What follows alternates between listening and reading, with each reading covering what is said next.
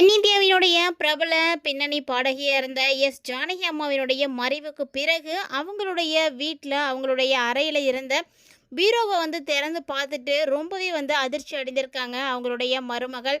அது மட்டும் இல்லாமல் அந்த ஒரு பீரோவில் இருந்த பொருட்களை எல்லாம் பார்த்துட்டு ரொம்ப நெகிழ்ச்சியாக மனம் உருகி வந்து கலங்கி போயிருக்காங்க.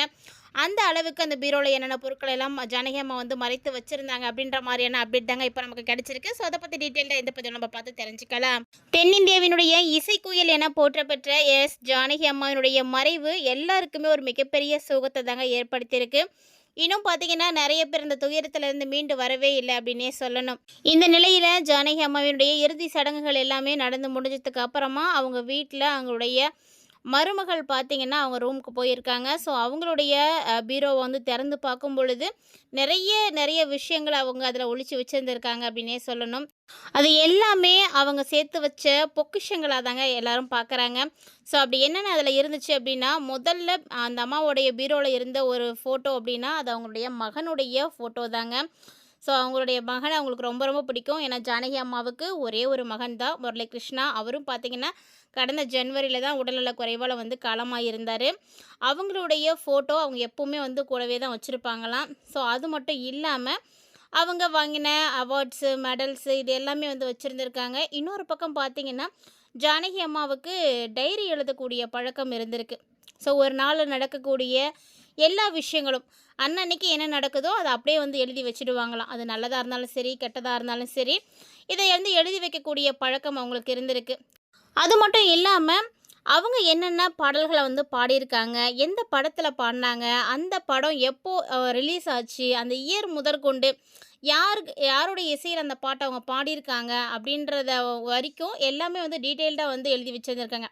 ஏன்னா ஜானகி அம்மா தமிழ் உட்பட 17க்கும் மேற்பட்ட மொழிகளில் பாடல்களை வந்து பாடியிருக்காங்க. மேலும் பார்த்தீங்கன்னா 48,000க்கும் மேற்பட்ட பாடல்களை பாடி சாதனை படைச்சிருக்காங்க.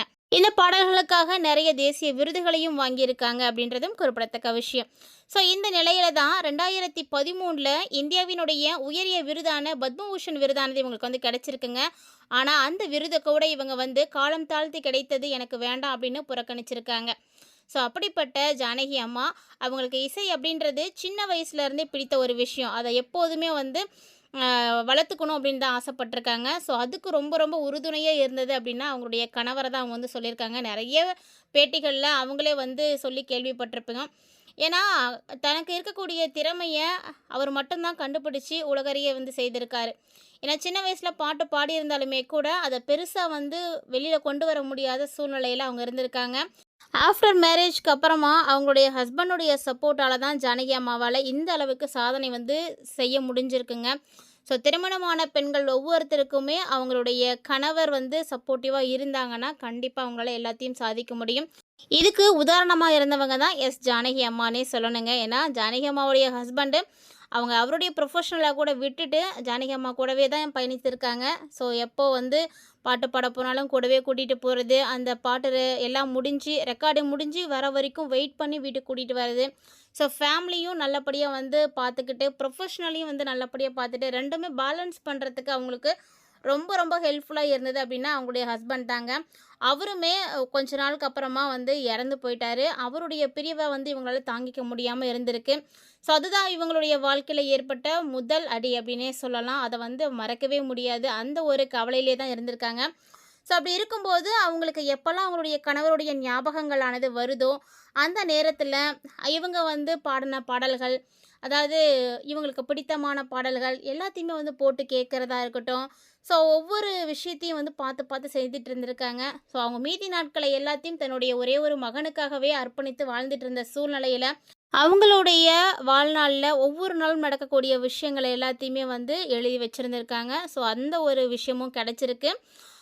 இந்த ஒரு நிலையில தான் எதிர்பாராத விதமாக அவங்களுடைய மகனும், அதாவது முரளிகிருஷ்ணாவும் உடல்நல குறைவால் கடந்த ஜனவரியில் தான் வந்து காலமாகியிருந்தார். ஸோ மகனுடைய இறப்புக்கு அப்புறமா அவங்க எழுதிட்டு இருந்த அந்த டைரி பழக்கத்தையே வந்து மாற்றி எழுத ஆரம்பித்தாங்க. ஏன்னா அந்த நாளில் ஏற்படக்கூடிய சோகமான விஷயங்கள் என்ன, கஷ்டம் என்ன, அது வந்து இப்படி நடந்திருந்தால் நல்லதாக இருந்திருக்கலாமோ அப்படின்ற மாதிரியான கருத்துக்களை மட்டுமே அதில் வந்து எழுத ஆரம்பிச்சிருந்துருக்காங்க. ஸோ எப்படி இருந்தாலுமே கூட அவங்களுடைய அந்த ஒரு வலியை மட்டும் யாராலையுமே வந்து நீக்கவே முடியல. தன்னுடைய மகனே இல்ல அப்படிங்கும்போது, இந்த பூமியில நம்ம ஏன் வாழணும் அப்படின்னு அவங்களே வந்து சொல்லியிருக்காங்க. ஸோ, அந்த அளவுக்கு அவங்களுடைய மகன் மேல அவங்க வந்து அன்பு வச்சிருந்திருக்காங்க. அந்த அளவில்லாத அன்ப கடைசி வரைக்கும் அனுபவிக்க முடியாத ஒரு மகனா முரளிகிருஷ்ணா வந்து ஆயிட்டாரு. ஸோ, அவங்கலாம் இறந்ததுக்கு அப்புறமா இது மாரியான ஒரு சில விஷயங்கள அவங்க வந்து அவங்களுடைய பீரோல வந்து சேகரிச்சு வச்சிருந்திருக்காங்க. ஸோ, அந்த ஒரு விஷயத்த எல்லாத்தையுமே இப்போ அவங்க மருமகள் பார்த்துருக்காங்க. பார்த்துட்டு ரொம்ப நெகிழ்ச்சி அடைஞ்சிருக்காங்க. இந்த அளவுக்கு உங்களுடைய மனசுல கவலைகளும், சோகங்களும் இருந்திருக்கு அப்படின்றது இதுவரைக்கும் எனக்கு தெரியாம போயிடுச்சே அத்த அப்படின்ற மாரி ரொம்ப வருத்தப்பட்டு அழுதுருக்காங்க. இந்த ஒரு தகவல் சமீபத்தில வந்து கிடைச்சிருக்குங்க. ஸோ, இதுவுமே இப்போ சோசியல் மீடியால ரொம்பவே வந்து பேசு பொருளா மாறியிருக்கு.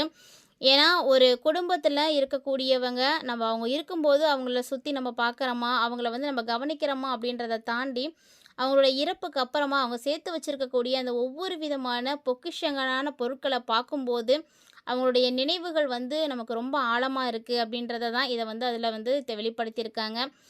ஸோ, ஜானகி அம்மாவும் அப்படிதாங்க. அவங்களுடைய ஒரே ஒரு மகன மறக்கவே முடியாத சூழ்நிலையில அவருடைய படத்த அவங்க கூடயே வச்சிருந்திருக்காங்க. எப்பவுமே வந்து தூக்கம் இல்லாம தவிக்கக்கூடிய நேரங்கள்ல, எல்லா நேரங்கள்லயும் அந்த ஃபோட்டோவெல்லாம் அவங்க எடுத்து பார்த்துருக்காங்க. அவங்களுடைய பாடல்கள், அவங்களுக்கு பிடித்தமான பாடல்கள வந்து நெறைய கேசட்ஸ் ரெக்கார்ட்லாம் கூட பண்ணி வச்சிருந்திருக்காங்க.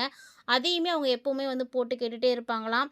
அந்த பாடல்கள கேட்டுக்கிட்டே தூங்குன காலங்கள்லாம் கூட அவங்களுக்கு உண்டு அப்படின்ற மாரி, அவங்க வீட்ல இருக்கக்கூடியவங்க, அவங்கள சுத்தி இருக்கக்கூடியவங்க எல்லாருமே வந்து அவங்கள பத்தி நெறைய விஷயங்கள் வந்து ஷேர் பண்ணிட்டுருக்காங்க.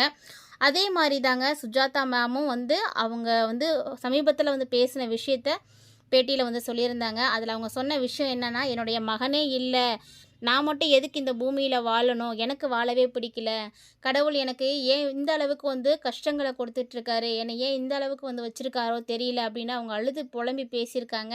அந்த ஒரு விஷயத்தையும் இப்ப சுஜாதா மேம் வந்து வெளியிட்டிருந்தாங்க. அவங்களால வந்து அத சொல்லவே முடியல. அந்த அளவுக்கு அவங்களுக்கு கஷ்டமா இருந்திருக்கு அந்த விஷயத்த சொல்றதுக்கே. அந்த அம்மா எந்த அளவுக்கு ஃபீல் பண்ணியிருந்தாங்கன்னா, இப்படி ஒரு வார்த்தைய சொல்லியிருப்பாங்க அப்படின்ற மாரிலாம் அவங்க வந்து சொல்லியிருந்தாங்க. மேலும் சுஜாதா மேம் என்ன சொல்றாங்கன்னா, ஜானகி அம்மா வந்து அவ்வளோ சீக்கிரம் வந்து தொலைச்சிருக்க கூடாது. அவங்க வந்து ஒரு புத்தகம் மாரி. அந்த புத்தகத்தில இருந்து தான் நாங்கலாம் நெறைய விஷயங்கள கத்துக்கிட்டோம். அந்த புத்தகம் என்னைக்குமே வந்து எப்போதுமே இருக்கும். ஏன்னா எல்லாருடைய மனசுலயும் அவங்க வந்து நீங்கா இடம் பிடிச்சிருக்காங்க. அவங்களுடைய பாடல்கள் ஒலிக்கக்கூடிய இடங்கள் எல்லா இடங்களிலும் அவங்களுடைய நினைவுகள் இருந்துட்டே தான் இருக்கும். என்னைக்குமே அவங்க தான் எங்களுடைய குரு. அந்த புத்தகத்திலருந்து நாங்க கத்துக்கிட்ட விஷயங்கள நாங்க அடுத்த தலைமுறைக்கு வந்து கொண்டு போவோம் அப்படின்ற மாரி நெறைய விஷயங்கள ஷேர் பண்ணியிருக்காங்க. ஸோ இதையெல்லாம் கேட்கும்போது ரொம்பவே நெகிழ்ச்சியா இருக்குங்க. உங்களுக்கு ஜானகி அம்மாவ ரொம்ப பிடிக்கும் அப்படின்னா, மறக்காம வீடியோக்கு ஒரு லைக் பண்ணிக்கோங்க. அவங்களுடைய பாடல்கள்ல உங்களுக்கு ரொம்ப பிடித்தமான பாடல் என்ன அப்படின்றதையும் மறக்காம கமெண்ட் பண்ணுங்க. இந்த மாரியான அப்டேட்ஸ் எல்லாம் நீங்க உடனுக்குடன் பார்த்து தெரிஞ்சுக்கிறதுக்காக மறக்காம நம்ம சேனல சப்ஸ்கிரைப் பண்ணிட்டு ஃபாலோ பண்ணிக்கோங்க.